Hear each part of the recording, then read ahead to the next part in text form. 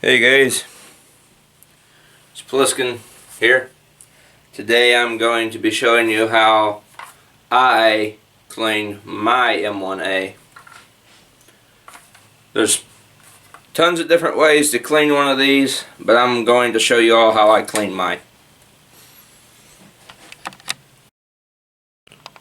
Alright, this is how I clean. I prefer this chair because it's an open area. I have to use a bore snake with my M1A because we tried the ram rods to push the patch through, but for one, we can't get in behind it from here and shove it down from chamber to the end of the barrel, and if we shove it from that end to this end, it will hit the bolt and the bolt will come back home. Now theoretically I could take the rifle down, take the bolt out of there, and then run a ram rod through it, but I don't want to break down my rifle every time I clean it. So until I get a chamber insert that sits in there and keeps that bolt from coming forward, I'm using a bore snake. Okay, I got a patch. I just use a oil-based solvent, Teflon. It's not really for gun cleaning, but it works well. We will at some point in the future run bore shine down the barrel, but we got to get the gas, figure out how to get the gas system off. We've tried multiple times to unscrew this valve up here, but it's too tight. So we need that multi-tool that you can get from, I think, Midway USA or something. It's made for these guns. We need that multi-tool before we can get the valve off. So I already got the patch on there, and I just pull it through.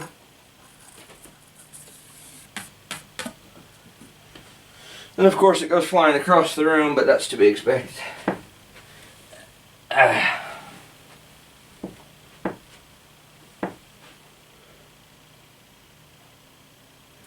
It's got some residue on there. I had already started cleaning it the other night. So take this and throw it in the trash can.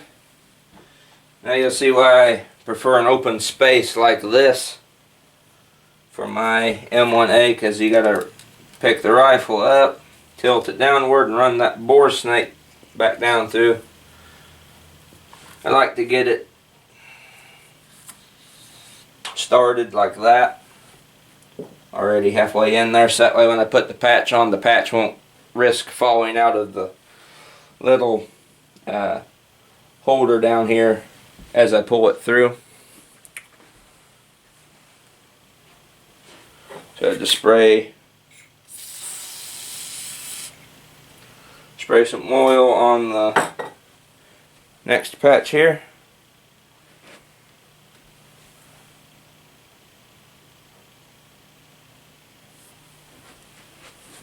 Come around here. Then yank on the bore snake.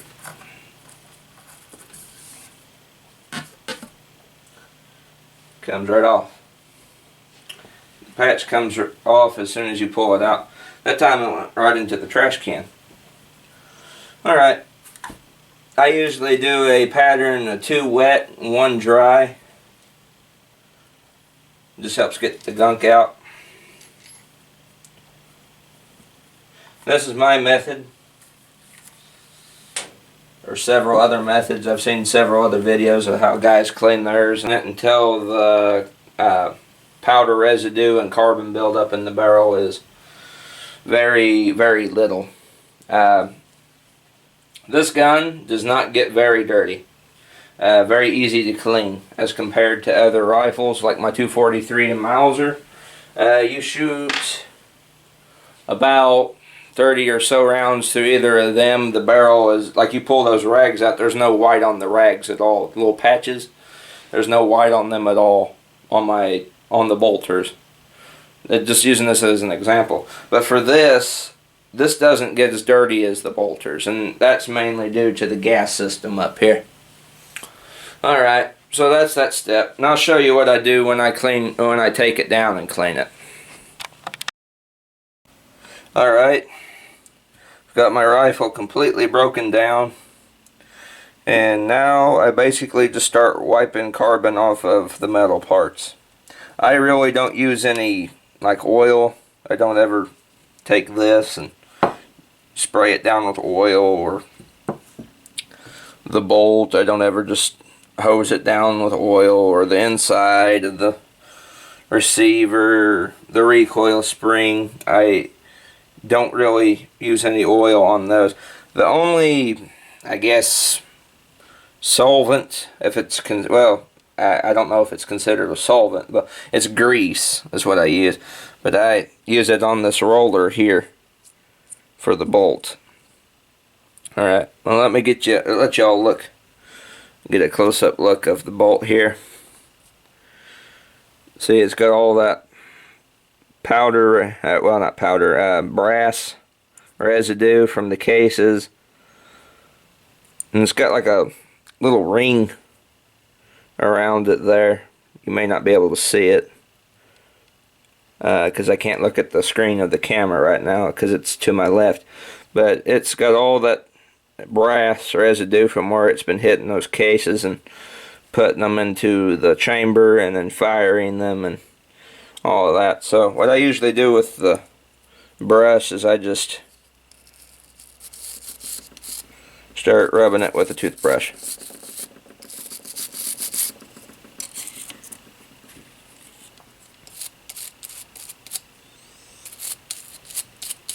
That's why I have all these bigger rags out.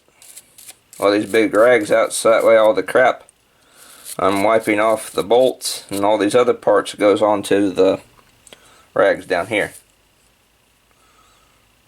See.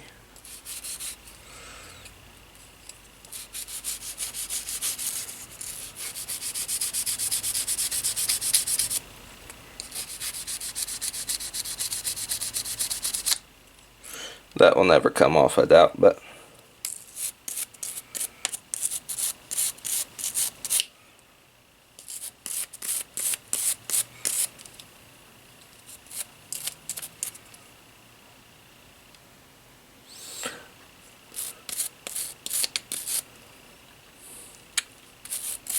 I really should put some grease on all the areas where there is that shine there on the metal where the coating's been rubbed off, all those wear marks. I should put grease there too, and I usually do, but I'm not going to do it for this video. I'm not going to put any grease on this because we greased it the other night.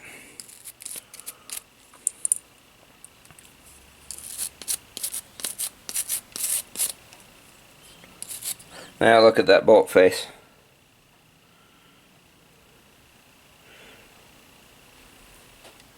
I get it light. See it now? See how much cleaner that was? That whole front, the whole front of that bolt face was like gold from where brass had been, where it had been catching and extracting brass and all of that. Yep, I cleaned it now. I also check the firing pin and make sure it moves in and out of its firing pinhole freely. I don't want it goobering up in the channel in there, because if it does, the bolt, it could come forward with the firing pin sticking out like that if something was in there keeping it from moving freely, and it could cause a slam fire, and that's not good. See, and then I take one of these rags here, rub down the bolt. There's not much stuff or carbon on it, but I do it anyway because you just never know. The stuff likes to come back. See there on the bolt face, it had a lot of it. I know that probably don't look like a lot, but it's a good amount.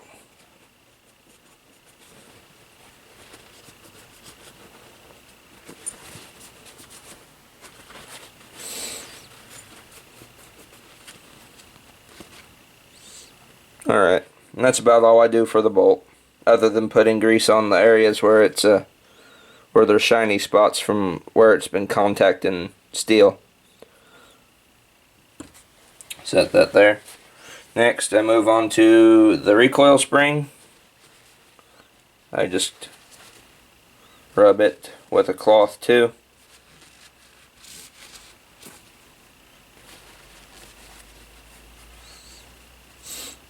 There's surprisingly not a whole lot of dirt on it. Other times I've taken it down, it's been just absolutely coated.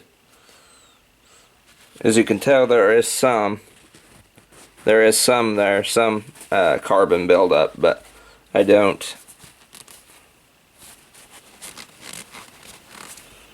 it's not as bad as it has been in the past, so that's a good thing.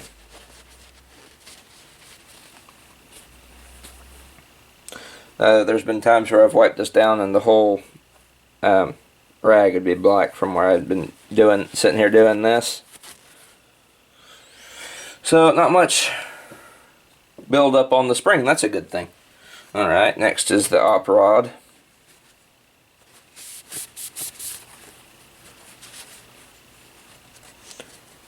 I wipe down the area up here and you can tell there's a lot on the front of the op rod, because the front of the op rod hits this part here. The front of the op rod hits this gas piston here. Now I'll zoom in on the gas piston for you all. Oops, sorry.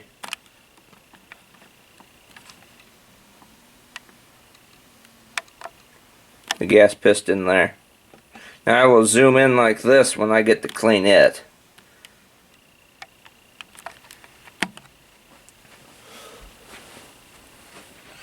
I wipe it down. There usually isn't any dirt up here along this, except for maybe back here.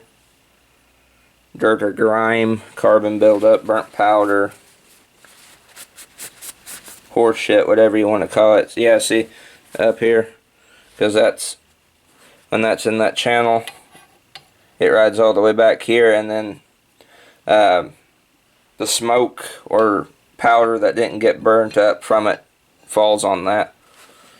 Didn't get burned up when it fired. Gets on the op rod, the outside up here.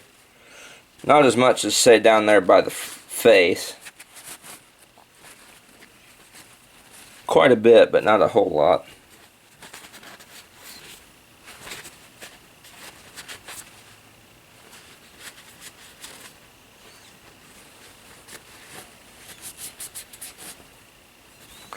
Alright, I clean the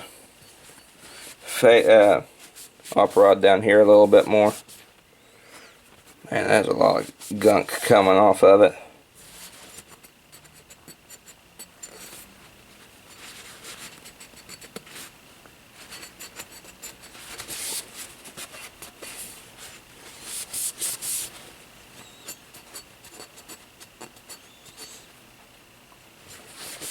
I usually wipe it down as good as it can get. I mean, one of these days I will probably spray it with something and then wipe it down. I usually just do it dry. I just wipe it until it's till there is no powder residue or carbon buildup, or like I said, whatever you guys like to call it. I call it carbon buildup. That's probably the right name for it, but hey, I mean, different terms for the same thing. I just usually wipe it down until there is no gunk left on it at all, or not very much. Or I can take a clean rag here and go from one end to the other, and it's not all. It's like that. That's how I do it. See, there ain't no gunk on there now. All right. Move that out of the way. Okay, so I did the bolt, the op rod, the recoil spring. Now I do the chamber, and I just hit it with a toothbrush.